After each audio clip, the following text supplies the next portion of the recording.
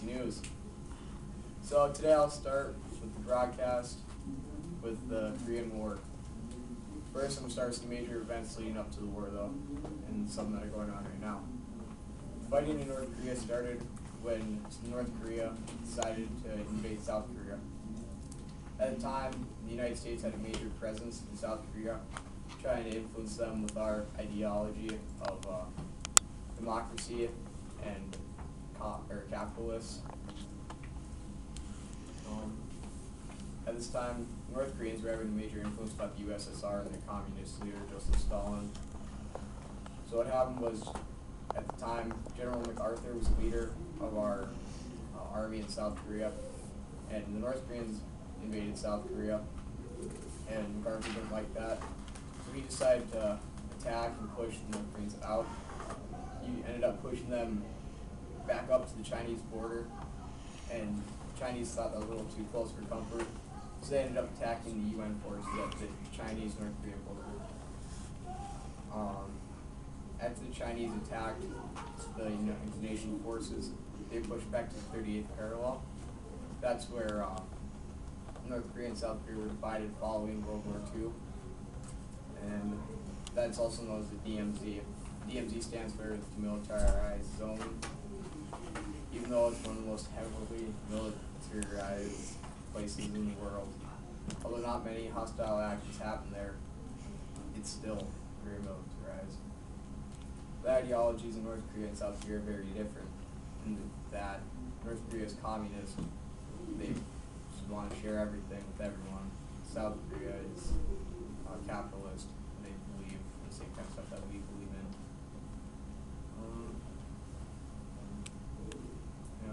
So over to John in the newsroom. Okay.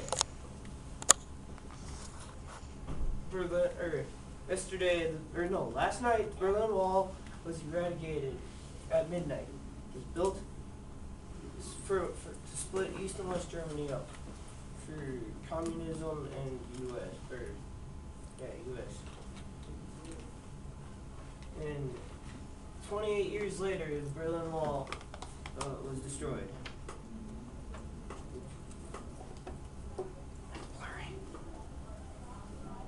Okay, now West Germany, or just keep East and West Germany apart from the Americans and the Russians. The U-2 spy plane was shot down above Russia, and Francis Gehry disappeared in Russia. Americans sent 2 off-duty soldiers to find him, but they couldn't find him. And so America had a Russian spy, and they traded spies.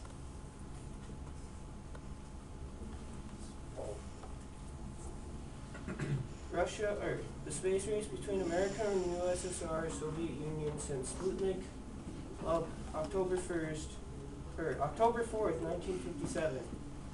And Russia thinks they're all badass because they sent the first things up in space.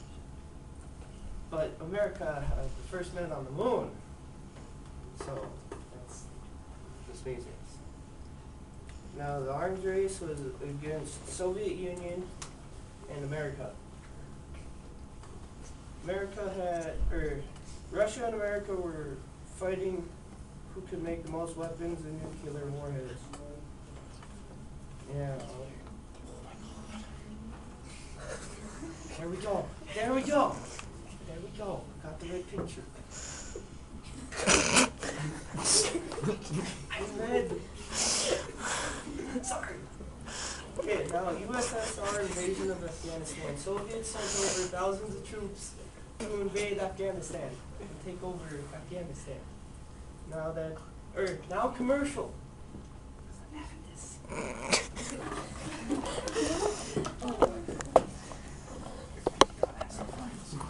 Jeez, I'm harsh. That was hard. That was hard.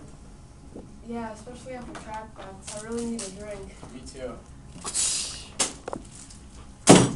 Could it be a Gatorade?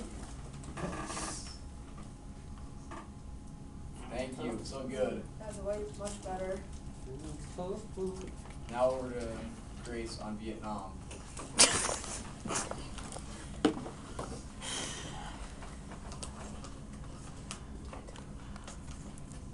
With the Vietnam War, many college students are opposed right now, and a huge anti-war demonstration took place as 100,000 protesters gathered at the Lincoln Memorial.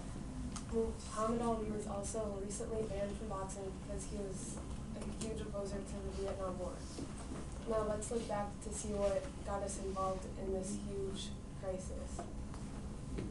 Back on August 2nd, 1964, the Gulf of Tonkin incident happened, where North Vietnamese torpedo boats attacked the USS Maddox in the Gulf of Tonkin off of Vietnam.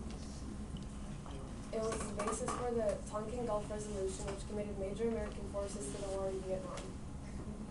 When Lyndon Johnson was in office, he promised that we wouldn't try to get involved, even though he was the one that escalated America's involvement in the war by sending hundreds of thousands of soldiers to fight alongside with the South Vietnamese. At the same time, over in Vietnam, Ho Chi Minh wanted to remove our colonial influence, which is called Americanization, and he was a communist revolutionary leader. Ho Chi Minh died in 1969 at the same time that Lyndon Johnson was out of office when Richard Nixon was in, and he created the Vietnamization policy of withdrawing troops and transferring the responsibility and direction of the war effort to the government of South Vietnam. Vietnamization basically ended the U.S. involvement in the Vietnam War. During the war, however, happened one of the biggest military campaigns called the Tet Offensive, which was launched on January 30th, 1968 by forces of the Viet Cong and North Vietnamese Army against the forces of South Vietnam, the United States, and our allies. The Viet Cong were, if you were a Viet Cong, which we were fighting against, you were a member of the Communist guerrilla movement in Vietnam that fought the South Vietnamese government forces during the entire time of the war, even before we were involved. They were allied with North Vietnam and communists who fought against South Vietnam government, and that's who we were fighting throughout the war. We'll keep you posted on this. Now to Cole in the newsroom. Thanks, Grace.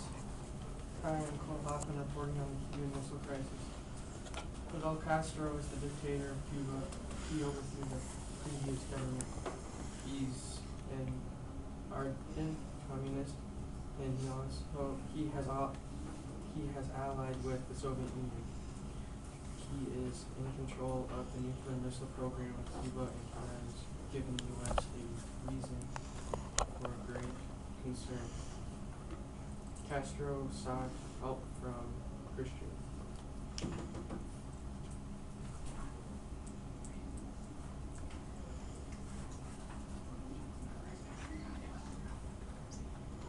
Kennedy versus Khrushchev. These two leaders want to exchange their views of their countries, and Khrushchev knows that the U.S. has more missiles than Russia. So when Castro asked for Khrushchev for protection, he is more than happy to help him put missiles within 90 miles of the U.S. coastline. We have a U-2 spy plane going over Cuba and has been discovered. The plane took high-level photographs over Cuba, and the resulting photographic prints revealed that obviously there is a base with Soviet missiles around here.